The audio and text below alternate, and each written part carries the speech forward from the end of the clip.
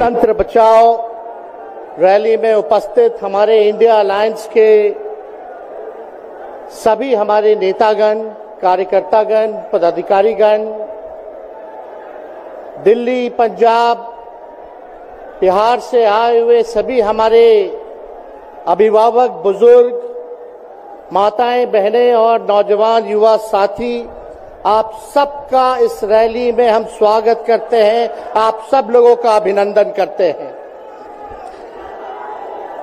ये दिल्ली की भीड़ बता रही है कि मोदी जी जिस तरह से आंधी की तरह आए थे उसी तरह तूफान की तरह चले जाएंगे। पहला रैली हम लोगों ने पटना में किया, दूसरा बॉम्बे में किया और तीसरा आज जो है दिल्ली में हो रहा है। और मैं बता दूं, देश के कोने कोने में जहां भी हम लोग जा रहे हैं वहां जनता का साथ, आशीर्वाद मिल रहा है। आज हम सब लोग एकजुट हुए हैं देश के लोकतंत्र, देश के संविधान, देश के भाईचारा को बचाने के लिए।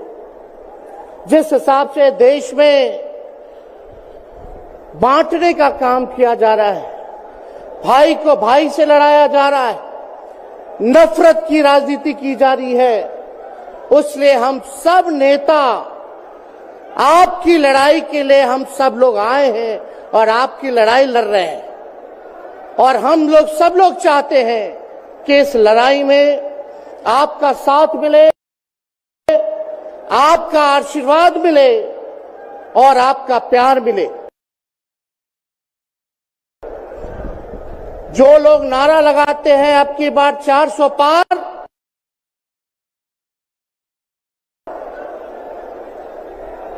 उनका मुंह है कुछ भी बोलेंगे, लेकिन एक बात तय है, जनता ही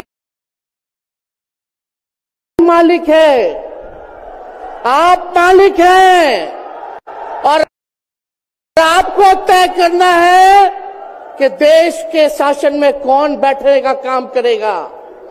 आज यहां दिल्ली की जनता से पूछना चाहते हैं, वो लोग नारा लगा रहे हैं, टारगेट फिक्स कर रहे हैं अब की बार 400 पार। ऐसा लग रहा है कि पहले से ही ईवीएम सेटिंग हो चुका है। ये लोग फिर भी आप लोगों से पूछना चाहते हैं कि आप लोग, ये लोग जो नारा लगा रहे हैं, क्या वो सच होगा या वो सत्ता से बेदखल करिएगा? हाथ उठा के बताइए, इनको सत्ता से बाहर करना है कि नहीं करना? आज हम सब लोग देख रहे हैं कि देश में अघोषित इमरजेंसी लागू हो चुकी है। देश में सत्ता में जो लोग बैठे हैं तानाशाह रवैया अपनाने का काम कर रहे हैं, घमंडी हो गए हैं लोग। और आज हम लोग किसी को गाली देने नहीं आ रहे, लेकिन जो आंख से देख रहे हैं वो बताने आ रहे हैं, जो महसूस कर रहे हैं वो बताने आए हैं। सत्ता में लोग जो बैठे हैं, विपक्ष का धर्म बनता है, कर्तव्य बनता है कि उनसे हम लोग सवाल करें।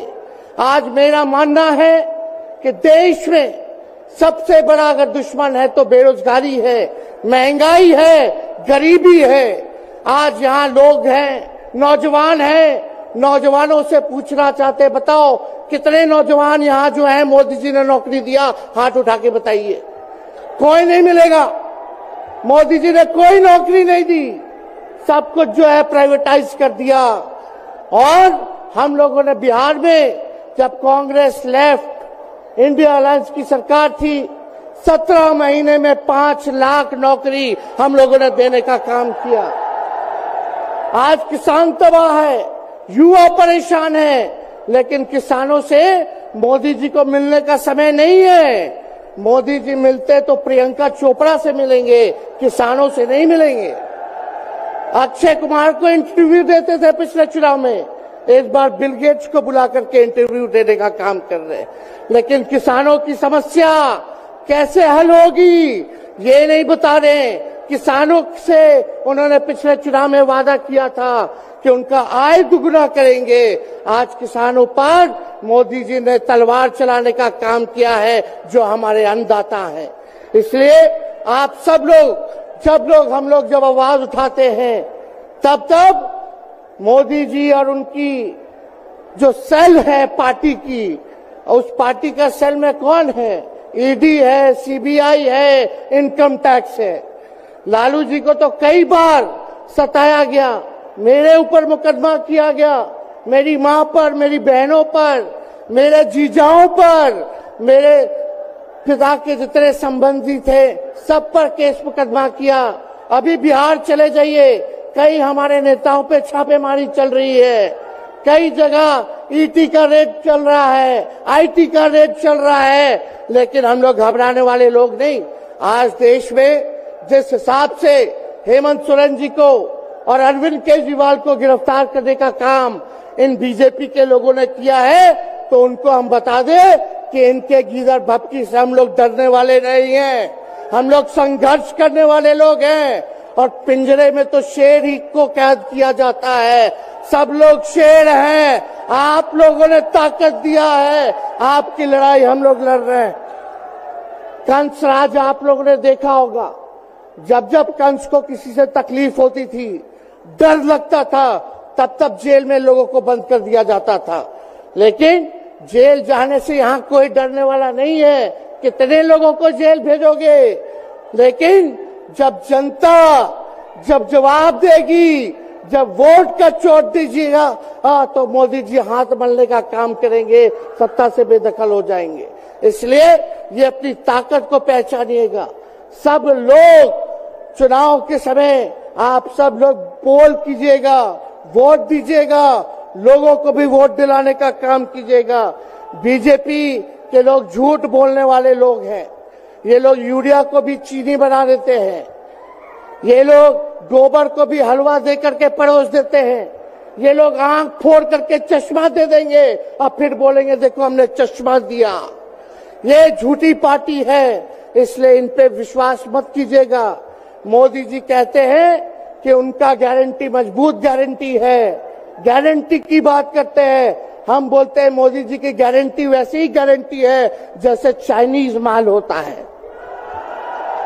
2-4 बार इस्तेमाल करोगे और वो गारंटी जो है खत्म हो जाता है, टूट जाता है, खराब हो जाता है। तो जब तक चुनाव है तब तक ही मोदी जी की गारंटी है, बाकी कुछ नहीं। 2 करोड़ रोजगार का क्या हुआ? 15-15 लाख रुपए का क्या हुआ? ये जवाब नहीं देने वाले, लेकिन हमेशा जो है प्रोपेगेंडा चलाने का काम करते हैं और लोगों को भटकाने का काम करते हैं। इसलिए आप सब लोगों को सावधान रहना पड़ेगा। इनके झूठ पे आप लोग विश्वास मत कीजिएगा। और हम सब लोगों ने आज तस्वीर देखा।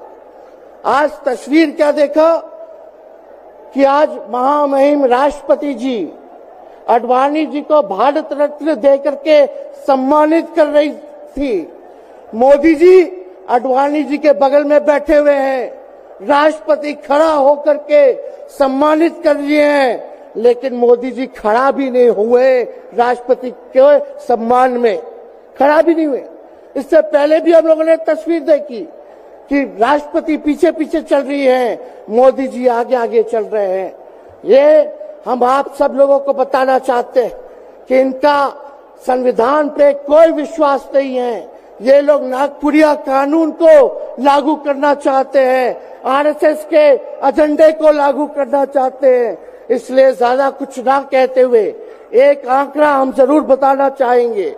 देश में इंटरनेशनल लेबर ऑर्गेनाइजेशन ने सर्वे किया है, उसमें आंकड़े हैं कि आज देश में बेरोजगारों में से 83% युवा है। पढ़े लिखे युवाओं में बेरोजगारी लगभग 65% है। ग्रामीण क्षेत्रों में सिर्फ 17.5% युवाओं के पास ही काम है। यानी भारत की आत्मा गांव में 82% युवा आज बेरोजगार हैं और मोदी जी इसके बारे में कोई काम नहीं किया। आप एक बार विश्वास कीजिएगा, अगर इंडिया सरकार की अलायंस की सरकार बनती है तो नौजवानों को हम लोग नौकरी देने का काम करेंगे, बेरोजगारी को दूर करेंगे। और जाते जाते बहुत सारे नेताओं को बोलना है, लेकिन एक अंत हम करेंगे एक गाने के साथ। और आप लोगों ने गोविंदा का फिल्म का एक गाना सुना होगा कि तुम तो धोखेबाज हो, वादा करके भूल जाते हो। रोज रोज मोदी जी तुम ऐसा करोगे, रोज रोज मोदी जी तुम ऐसा करोगे, जनता जो रूठ गई तो हाथ मलोगे। अरे तुम तो धोखेबाज हो, वादा करके भाग जाते हो। तो आप सब लोगों को बहुत बहुत धन्यवाद। आप सब लोगों का आशीर्वाद मिले और हम सभी लोगों जो है आज मिसेस केजरीवाल और हमारी बहन कल्पना जी के साथ हम लोग जो है मजबूती के साथ खड़े हैं और इस लड़ाई को लड़ेंगे और जीतेंगे। बहुत बहुत धन्यवाद। जय हिंद। बहुत बहुत धन्यवाद। मैं एक सूचना हमारे पुलिस के जो साथी हैं यहाँ पे और जो पुलिस के सीनियर ऑफिसर्स हैं, मैं उनको ये निवेदन करना चाहता हूं। देखिए, ये शांतिपूर्व